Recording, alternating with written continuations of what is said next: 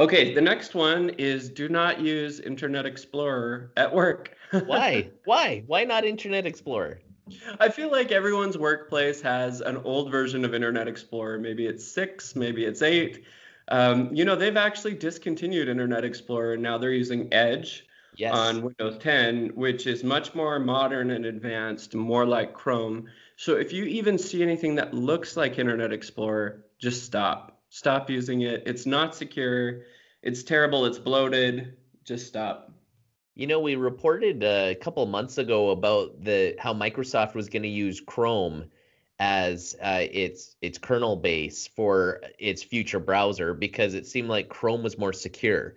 So even that alone tells you that they finally acknowledge their competitor is safer to use. Yeah. Well, and I mean, Microsoft used to be an browser company, but they've really focused more on the cloud. And if you look at their stock market updates, they're making most of their money off of their servers, and they really just haven't put the manpower behind the Edge team, in my opinion. I think Mhm. it's much more modern than Internet Explorer used to be, but I still trust Chrome over it. And So what's your recommendation? So if we're not to use Internet Explorer, what are your recommendations that we should use? yeah, Chrome for sure. And the great thing about Chrome is you can use it on your Mac computer, you can use it on Linux, you can use it on Windows, you can use it on your phone, whether you have an Android or iOS. It's very robust. I like Chrome. What about Firefox or Safari? Do you recommend those as well? Safari feels bloated to me. I've tried it a few times on my computer. I do have a MacBook Pro, Hmm.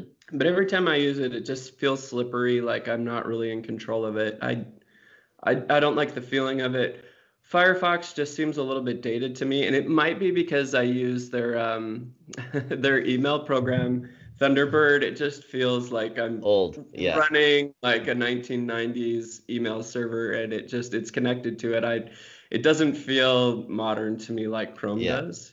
yeah. And so that's my answer there. Awesome. All right, next thing. If you're on a public computer, please use incognito mode. I'll give you an example. At my office, a lot of people just pull up the internet and just type away. And Hmm. then when I sit down and use their computer, I can tell what airline flights they picked. I can tell what Amazon things they were looking at. And you just Right. don't want people to do that. I mean, it would take a really skilled person to actually get your credit card out of that information. But even the fact that people are looking at your browsing history on a public computer, and most people just feel so safe that they're opening up their bank accounts, they're opening Mm. up their IRAs, retirement accounts. Just don't do that on a public computer, period. But if you're gonna browse Amazon, use an incognito mode. It's not just, for at home when you're using banking, it's when you're in a public situation too, browsing on Amazon. So how does incognito work? Does it just prevent the logging and collecting of cookies and it just doesn't track your history? Is that all it is history and cookies, or is there more to it that makes it more secure? Well, the nice thing about it is, say you're on a public computer at a library and somebody's been logged on before on Gmail. When you open up incognito mode, it's like a sandbox where it's all yours and nobody Right. else has touched the sandbox. So when you go to Gmail, it's going to ask you for a new, fresh username and password. And actually, if you click out of it and go back there, it's going to remember you again because it's in your sandbox. Everything you Right. do in incognito mode is your sandbox for the 30 minutes, 45 minutes, or however much time you're on that public computer. When you X out of it, nobody can see where you went. Nobody's going to see that you were logged into Gmail. It just makes everything really compartmentalized, and it's like your own sandbox. I guess Yeah. that's important too to close it out when you leave that public Yeah, computer. make sure you close it out.